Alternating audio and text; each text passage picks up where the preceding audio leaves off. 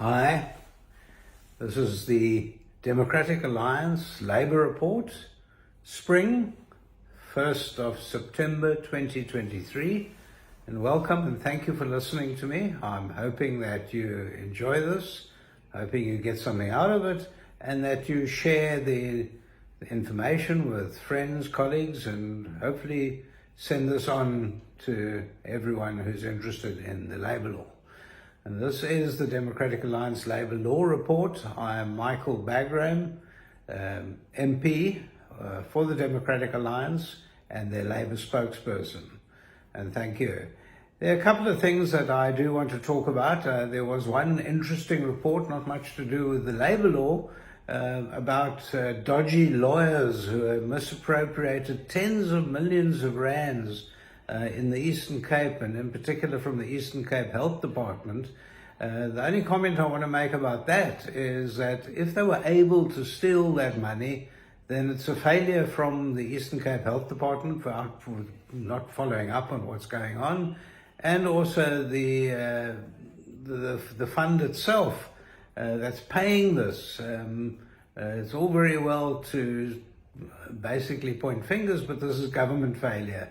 And we've got a real problem over here in that the people who are supposed to get the money are not getting the money. So it's a real issue, and it's not much to do with the labour law, but it's certainly pointing fingers at a breakdown of the systems in South Africa. There are a couple of things that are very important to discuss today. I'm going to talk about Russia and China and loans that are coming to South Africa and how it affects the labour law. I want to talk about industry in general and how the business community are trying their utmost to look at changes to the labour system, but not getting anywhere. I want to look at the bargaining councils. How is the fourth industrial revolution and artificial intelligence affecting the future of employment in South Africa? And what's the Democratic Alliance approach to this? And of course, what we need to do is to look at regulations again, have a look at what previous ministers of finance have done and the Democratic Alliance way forward. How can we, when we take government in coalition, how can we actually create more jobs, things such as minimum wages, and of course the big issue is unemployment. And all the research being done is showing that the people, the South African citizens, the people of South Africa, unemployment is one of the biggest issues. More and more rights to employees, but not helping us. And then, of course, the thuggish behavior of the EFF in both the Cape Town municipality and the city council, and up north, up in Pretoria, and how that is affecting the job market and the future in South Africa. And then finally, I want to just touch on the ILO and the enormous delegation that South Africa sent to the International Labour Organization. So let me just have a look. First of all, we've had the BRICS summit. I think it was a useless summit. I don't think it's taken us anywhere. Our real trading partners aren't members of BRICS, so I'm not sure what South Africa is doing in trying to curry favor with the BRICS members, and they're now new members who probably not worth mentioning.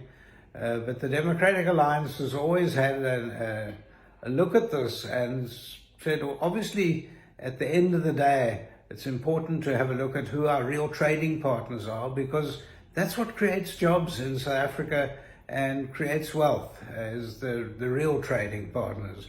But I'll tell you one thing that's come out of this, and it's extremely interesting, is that China is willing to give some money, but there's no such thing as a gift.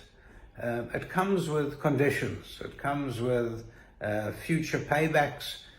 We haven't been able to see what these paybacks are all about and what the interest will be.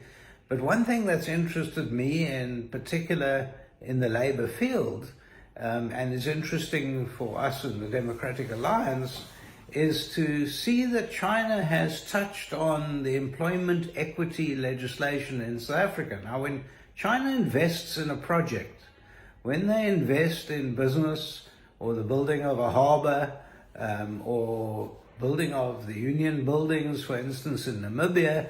Wherever they invest, they bring in Chinese employees, they bring in Chinese partners, and in fact, they bring in an entire entourage to run that particular project from China. I understand that because they obviously trust their own people, and I understand that they need to look at their investment and make sure it's done properly. How much employment that's going to create in South Africa, well, that's an issue.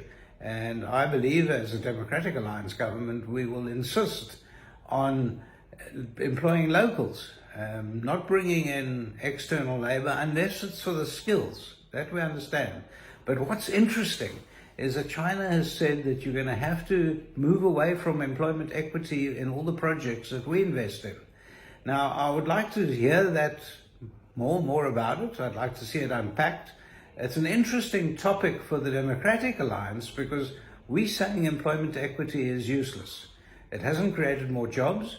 It's in fact led to a big downfall in jobs, but even worse than that, it's led to employers not wanting to invest. And here we have China saying we won't be keen on investing if employment equity is going to play a role. The press in South Africa have downplayed that. But within the Democratic Alliance, we're going to bring it to the public's knowledge that here we have an investor, a so-called big friend of South Africa. Our government swears by China and Russia. And here these people that they are going to have to deal with are saying no employment equity. Because you don't want to hamper the business. You don't want to hamper the profitability. You don't want to hamper the way forward. And they've called for that, and I'm sure the government will back down very quickly on that, which proves the point what the Democratic Alliance has been saying all along. Let business deal with business. Let government deal with governing, not interfere. There must be a strict line between business and government. Government cannot run businesses, and China knows that. And China said that. You can't interfere in our business. If we're going to be building for instance, electrical generation units, we're going to have our people looking at it, and you don't tell us who we can employ and who we can't employ. And so we've been saying that all along as the Democratic Alliance government, and we believe very strongly that if you remove employment equity, it's going to remove the shackles of the business community, quite categorically. And we've seen that even governments acknowledged it. Let me tell you what's happened. In the employment equity regulations, the Minister of Employment and Labour is saying that if a business is under 50 people, then there's exemption from employment equity. Now, why would he do that? If he felt employment equity was good for business and good for employment, why would he say that we're giving you an exemption if you're under 50 people? And I'll tell you why. And the Democratic Alliance has been saying this for years. Because small business is supposed to be the engine room of job creation. The world over, we all know that. It's the engine room of job creation. And if that's the engine room of job creation, you don't want to hamper it.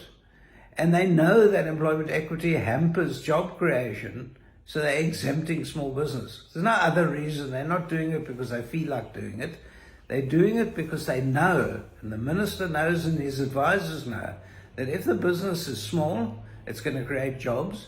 If it's going to create jobs, don't stand on their toes. Don't put a handbrake on job creation. So here we have China saying, don't start with us. We're going to have big business, but we don't want employment equity. And we're going to have government saying, all right.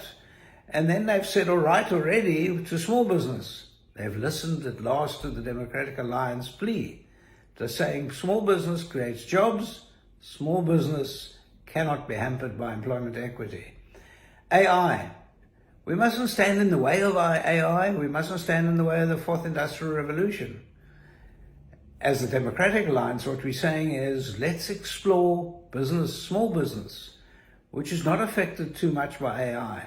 Let's explore small business that are not affected by the fourth industrial revolution. They are the businesses that are going to employ people. We must put as much effort and energy into the job creation in the small business sector. The Western Province government has done that. The councils in the Western Province have all done that, and they've created all the jobs in South Africa. 90% of the job creation took place in the Western Province because we've looked at small business and we're looking at ways and means as a Democratic Alliance of enhancing that small business. So thank you for listening to me. Thank you for sending this on to family and friends. I know there were other topics that I want to get to, but I've run out of time. So thank you very much for listening to me. It's Michael Bagram. It's the 1st of September 2023 on behalf of the Democratic Alliance, future government in waiting. Thank you.